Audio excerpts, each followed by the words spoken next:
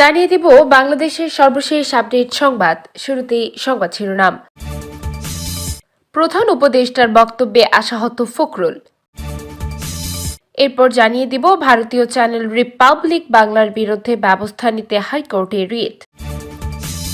সংস্কার না করে নির্বাচন দিলে আন্দোলনের প্রত্যাশা পূরণ হবে না।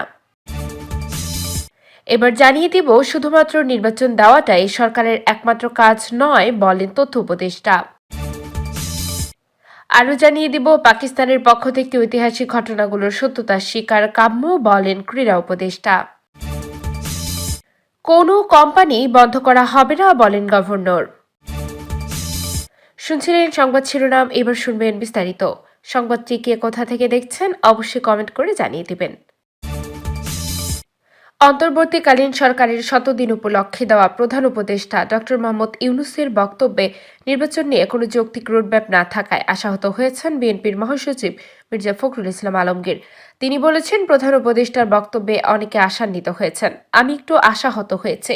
আমরা আশা করেছিলাম প্রধান উপদেষ্টা তার সমস্ত প্রজ্ঞা দিয়ে সমস্যা চিহ্নিত করে নির্বাচনের একটি রূপরেখা দেবেন। আজ সোমবার দুপুরে জাতীয় প্রেস ক্লাবে মজলুম জননেতা মাওলানা আব্দুল হামিদ খান ভাসানীর ৪৮তম মৃত্যুবার্ষিকী উপলক্ষে বিএনপির আলোচনা সভায় তিনি এসব কথা বলেন। তিনি বলেন, দ্রুত নির্বাচন হওয়াটাই জাতির জন্য মঙ্গল। এই ধরনের সরকার দীর্ঘদিন থাকলে সমস্যার সৃষ্টি হয়, পূর্বের অভিজ্ঞতা সেটি বলে। মির্জা ফখরুল বলেন, আমরা কেন বারবার নির্বাচনের কথা বলছি? কারণ নির্বাচন দিলে সমস্যার সমাধান হয়ে যাবে। বিএনপির ক্ষমতায় যায় বা না যায় সেটা বড় কথা নয়, কিন্তু আজকে যারা ক্ষতি করবার চেষ্টা করছে তারা তখন পিছিয়ে যেতে বাধ্য হবে। সংস্কার ইস্যুতে বিএনপির মহাসচিব বলেন, এখনও সরকারের বিভিন্ন দায়িত্বে থাকা স্বৈরাচারের দোসররা অন্তর্বর্তীকালীন সরকারকে সমস্যার সমাধান করতে দেবে না। নির্বাচন দিলেই অর্ধেক সমস্যার সমাধান হয়ে যাবে। বেশি দিন এ সরকার থাকলে তারা ক্ষমতায় থেকে যেতে চায় বলে ভ্রান্ত ধারণা তৈরি হবে। ভারতীয় চ্যানেল রিপাবলিক বাংলার বিরুদ্ধে আইনি ব্যবস্থা নিতে হাইকোর্টে রিট দায়ের করা হয়েছে। এছাড়া রিটে বাংলাদেশের ভূখণ্ডে তাদের নিউজ ও কন্টেন্ট নিষিদ্ধ ব্লক করার দাবি করা হয়েছে। আজ সোমবার সুপ্রিম কোর্টের আইনজীবী মোহাম্মদ মাহমুদুল হাসানের রিট দায়ের করেন। রিটে তথ্য ও সম্প্রচার মন্ত্রণালয়ের সচিব, ডাক টেলিযোগাযোগ ও তথ্য প্রযুক্তি মন্ত্রণালয়ের সচিব, পররাষ্ট্র মন্ত্রণালয়ের সচিব, স্বরাষ্ট্র মন্ত্রণালয়ের সচিব, আইসিটি বিভাগের সচিব ও বিটিআরসি চেয়ারম্যানকে বিবাদী করা হয়েছে। রিট আবেদনে বলা হয়েছে, রিপাবলিক বাংলা একটি ভারতীয় টেলিভিশন চ্যানেল। এই চ্যানেল স্যাটেলাইট সম্প্রচারের পাশাপাশি তাদের নিউজ কন্টেন্ট ইউটিউব, ফেসবুক ও বিভিন্ন সামাজিক যোগাযোগ মাধ্যমে প্রচার করে থাকে।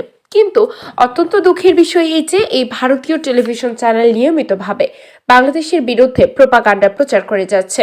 এতে বলা হয়, এই ভারতীয় টেলিভিশন চ্যানেল ক্রমাগতভাবেই বাংলাদেশের বিরুদ্ধে মিথ্যা তথ্য সম্প্রচার করছে এবং বাংলাদেশের আইন শৃঙ্খলা অস্থিতিশীল করার ষড়যন্ত্রে লিপ্ত আছে। এই ভারতীয় টেলিভিশন চ্যানেল বাংলাদেশের ভূখণ্ড থেকে চট্টগ্রাম বিভাগকে বিচ্ছিন্ন করে ভারতের সঙ্গে যুক্ত করার অপরাধমূলক ষড়যন্ত্রে লিপ্ত রয়েছে। এছাড়া এই ভারতীয় টেলিভিশন চ্যানেল রিপাবলিক বাংলা নিরন্তরভাবে বাংলাদেশের বিরুদ্ধে গুজব ছড়িয়ে বাংলাদেশে হিন্দু মুসলিম সাম্প্রদায়িক দাঙ্গা সৃষ্টি করার চেষ্টা চালিয়ে যাচ্ছে। রাষ্ট্র সংস্কার না করে নির্বাচন আয়োজন করলে জুলাই আন্দোলনের প্রত্যাশা পূরণ হবে না বলে মনে করছে ট্রান্সপারেন্সি ইন্টারন্যাশনাল বাংলাদেশ টিআইবি। আজ সোমবার ধানমন্ডিতে নিজস্ব কার্যালয় নতুন বাংলাদেশ কর্তৃত্ববাদী সরকার পতন পরবর্তী ১০০ দিনের পর্যবেক্ষণ প্রসঙ্গে আয়োজিত সংবাদ সম্মেলনে একথা বলে সংস্থাটি। সংবাদ সম্মেলনে গবেষণাপত্র পাঠ করেন সংস্থার প্রধান গবেষক শাহজাদা এম আকরাম। গবেষণা প্রতিবেদনে বলা হয়, নতুন সরকার দায়িত্ব নেওয়ায় একদিকে রাষ্ট্র সংস্কার ও নতুন রাজনৈতিক এবং সামাজিক বন্দোবস্তের মাধ্যমে নতুন বাংলাদেশ করার অভূতপূর্ব সুযোগ তৈরি হয়েছে, যেখানে অন্তর্বর্তী সরকারের ক্ষমতার বহুমাত্রিক ভিত্তি ও অংশীজনীদের ভূমিকা রূপান্তরের গুরুত্বপূর্ণ ভূমিকা পালন করবে। টিআইবি বলছে, সরকারের চলার পথে বহুমুখী চ্যালেঞ্জ ও ঝুঁকি রয়েছে। অন্তর্বর্তী সরকারের ওপর অর্পিত দায়িত্ব বাস্তবায়নে যথাসময়ে প্রয়োজনীয় কৌশল ও রোডম্যাপ প্রণয়নের সুযোগ নেওয়া হয়নি, যা এখন অনুপস্থিত। বিচার ও সরকারের উপদেষ্টা নিয়োগ নিয়ে বিতর্ক আছে উল্লেখ করে সংস্থাটি বলছে, সরকারের সিদ্ধান্ত গ্রহণে অ্যাডহক প্রবণতা, উপদেষ্টা পরিষদ গঠন ও দায়িত্ব বন্টন সহ বিভিন্ন গুরুত্বপূর্ণ সিদ্ধান্ত বিতর্কিত হয়েছে। প্রশাসন পরিচালনায় সরকারের দক্ষতা ও কর্মপরিকল্পনার ঘাটতি লক্ষ্য করা যায় এবং সিদ্ধান্ত নেওয়ার ক্ষেত্রে সরকারের দায়িত্বশীলদের মধ্যে সমন্বয়হীনতা প্রকাশ পেয়েছে। অন্তর্বর্তী সরকারের তথ্য সম্প্রচার এবং ডাক টেলিযোগাযোগ ও তথ্য প্রযুক্তি মন্ত্রণালয়ের উপদেষ্টা মোহাম্মদ নাহিদ ইসলাম বলেছেন, অন্তর্বর্তী সরকার সারা পৃথিবী থেকে সমর্থন পেয়েছে, যা এখন অব্যাহত আছে। বর্তমান অন্তর্বর্তী সরকার কেয়ারটেকার সরকার নয়, এটি বিপ্লবী সরকার। তাই শুধুমাত্র নির্বাচন দেওয়াটাই সরকারের একমাত্র কাজ নয়। আজ সোমবার সচিবালয়ে ডাক, টেলিযোগাযোগ ও তথ্য প্রযুক্তি মন্ত্রণালয়ের কার্যালয়ে কমনওয়েলথের সহকারী মহাসচিব প্রফেসর লুইস ফ্রাঞ্চেসির সঙ্গে সাক্ষাৎকালে এসব কথা বলেন তিনি। তথ্য উপদেষ্টা বলেন, অন্তর্বর্তী সরকার দেশকে স্বৈরাচারী বা অগণতান্ত্রিক শাসন ব্যবস্থা থেকে গণতান্ত্রিক ব্যবস্থায় ফিরিয়ে আনতে কাজ করছে। দেশের স্বার্থ রক্ষা হয় এমন যে কোনো কাজ করতে অন্তর্বর্তী সরকার প্রস্তুত।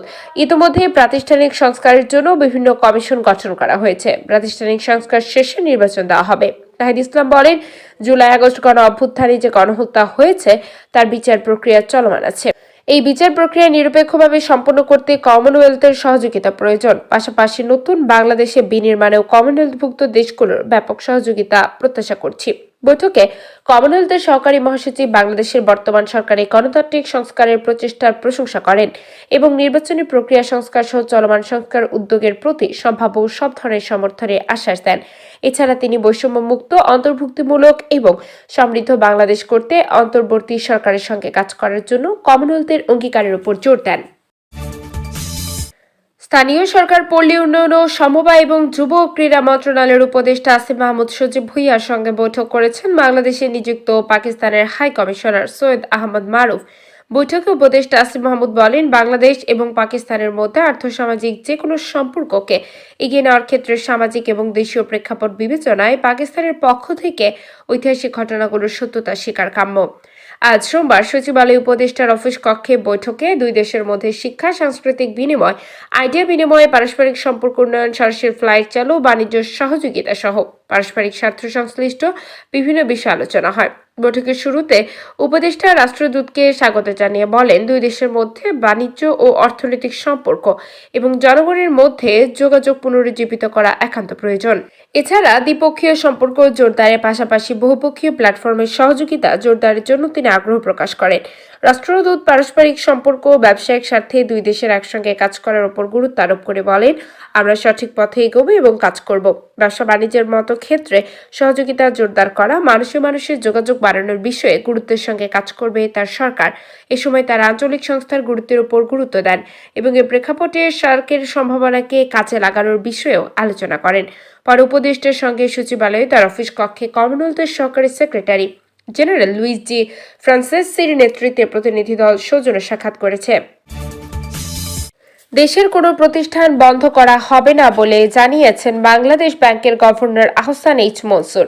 তিনি বলেন, কেন্দ্রীয় ব্যাংক ব্যক্তির বিরুদ্ধে ব্যবস্থা নিচ্ছে, এস আলম বা বেক্সিমকোর মতো কোম্পানির বিরুদ্ধে নয়, কারণ এই কোম্পানিগুলো জাতীয় সম্পদ। সোমবার 18 নভেম্বর মতিঝিলে বাংলাদেশ ব্যাংক কার্যালয়ে এক সংবাদ সম্মেলনে তিনি একথা বলেন।